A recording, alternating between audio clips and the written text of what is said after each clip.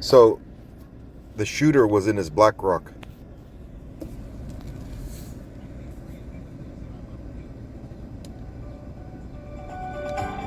I hope when I retire someday, they say that guy made this place a special place to come to school. There he goes. And gave as much See as him? he could. I hope when I retire someday, they say that guy made this place a special place to come to school. Right there. And Yeah, there you gave go. as much as he could to help the community.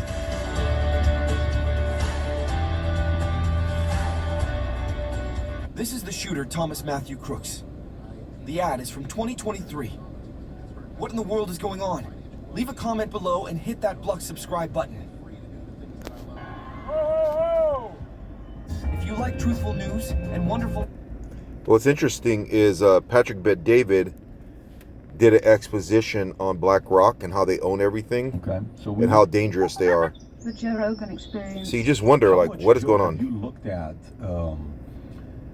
So again, Fink, Soros, States. The shooter was in a BlackRock commercial, 2023, and here's Patrick Bet-David talking about BlackRock and how powerful they are. Vanguard, BlackRock. How much have you looked at what they're doing and what their ties are? I've looked at it. Yeah? Yeah. They're pretty much running everything. Yeah. S&P 500, the number that 88% of the companies on S&P 500, 88% of them, the largest shareholder of those companies is either State Street, BlackRock, or Vanguard. 88% of them, okay? And then you see their influence in defense contracts, okay? So we went through a deal. I'm like, let me see if these guys, this ESG, Larry Fink, Vanguard, State Street, if they have any influence on military contract, defense contracts. If you Google the largest shareholder for Raytheon, 3 out of the 4 top shareholders of Raytheon, BlackRock, State Street, and... So imagine, like, the war in Ukraine, how much money they're making. And you guys know that Biden was tied to Ukraine before he became president. He already had a business relationship. His son had a business relationship. You got to understand, war is big money.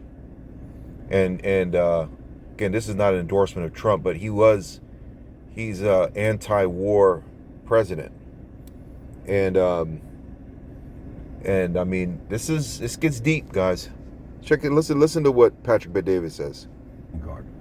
It could be top 3 with Raytheon, but I think it's 3 out of 4.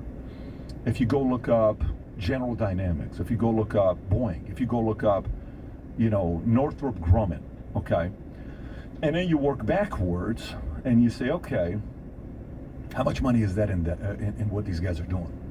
You'll find the amount of money we spent in our military, $744 billion. On how much we're making from defense, but you'll see some numbers saying last year is 13% of our GDP, which is around $850 billion. That's more than the next 10 combined. We gave more money to Ukraine than Russia spent on their military last year. And when you look at these contracts, then you're like, okay, Fink is there, these guys are there. Okay, let's go look at Hollywood. Same thing you see there. Let's go look at pharmaceutical. Let's go look at this. And you're like, wait a minute. These guys essentially have a monopoly. Well, how big is BlackRock? $10 trillion. How big is $10 trillion? Only 2 countries have a bigger GDP than what BlackRock has, assets under management. US and China. That's how big BlackRock is. So then they went and they started getting all these other guys to sign on and say, hey, we want you to participate with the same thing as well with ESG. And they ended up having, I think they had 31 signers. I think end of 2022, they got 60 something signers for a total of $70 trillion of assets under management that they're controlling. So now they're controlling other places. And just recently, if you saw the rebuilding of Ukraine, did you see this contract? Rebuilding of Ukraine, $400 billion contract. BlackRock and Chase is helping rebuild Ukraine. And then, okay, I'm not a conspiracy theorist, but what the hell is going on here? They have that much control to get every... So let's look at BlackRock, okay?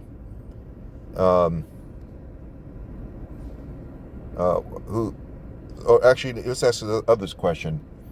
Were the Bidens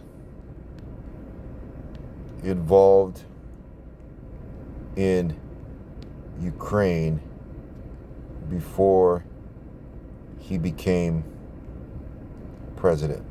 Let's see what ChatGPT has to say. Yes, Joe Biden and his family were involved in Ukraine before he became president. Here are some key points. Joe Biden's role as vice president. During his tenure as vice president under President Obama, Joe Biden was heavily involved in U.S. foreign policy, including relations with Ukraine. He played a significant role in supporting Ukraine's government, particularly after the 2014 revolution that ousted President Yanukovych.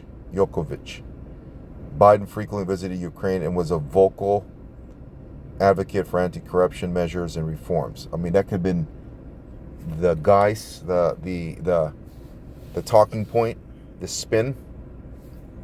Hunter Biden's business activities. Hunter Biden, Joe Biden's son, joined the board of Burisma Holdings, a large Ukrainian natural gas company, in 2014. This is way before the war. So there was relationship. There was strategy. Like, why Ukraine? I mean, we provoked the war in Ukraine. Okay? Did we violate NATO treaties with Putin concerning our expansion of NATO in Ukraine? Let's see if ChatGPT gives us facts.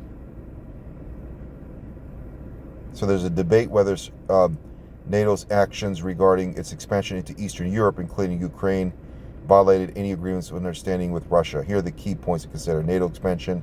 There's no formal written treaty or agreement between NATO and Russia explicitly stating that NATO would expand. However, some Russian officials, including Vladimir Putin, have argued that there were informal assurances given to Soviet leaders during the negotiations on German reunification in 1990 that NATO would not expand in Eastern Europe. Western perspective, that's Biden's perspective. Western officials and historians often argue that no such binding promises were made. They point out there was no formal agreement. NATO open door policy maintains that its policy is to allow any European country that can contribute to security of North Atlantic area to apply for membership. Putin's view, President Putin and other Russian officials have frequently cited NATO's expansion as a major security concern for Russia. They argue that NATO's eastward expansion violates the spirit of the verbal assurances they believe were given in the early 1990s. Again, if Russia comes to Canada border or Mexico border, would we be provoked? Absolutely. Why would we want war with Russia? Why? You know, they would be a great ally for us. They didn't want Islamic terrorists. They fought ISIS. They're historically Orthodox Christians. So again, it's interesting. I'm just going to write something here. Does Biden have a relationship with BlackRock? Again, I don't even know what's going to go.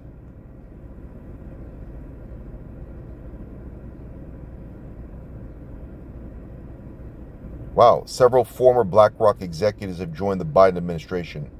For example, Brian Deese, who served as BlackRock's global head of sustainable investing, was appointed as director of National Economic Council under President Biden. Additionally, Wally Adeyemo, a former senior advisor at BlackRock, was appointed as Deputy Secretary of Treasury.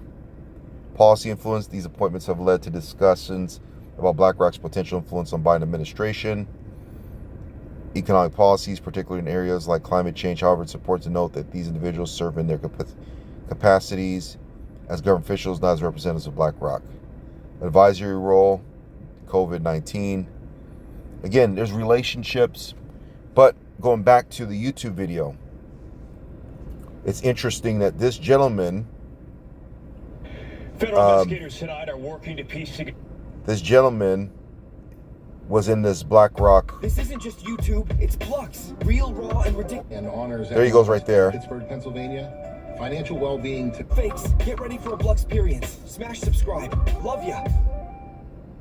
My name is Brian Delala. I teach AP and There he goes right there. honors economics. See him? It's right there. This is something to consider, guys. He's right there. But like, so again, when you get into like mind control and you get into being a Manchurian candidate, right? That whole idea that people are used, they're brainwashed, they're trained to do really crazy things like assassinations attempts. It just makes you, it makes you wonder what is going on. So he's right there. Let's see if we can find him anywhere else. Oh, sorry. Right now, we're joined by another guest. Sorry.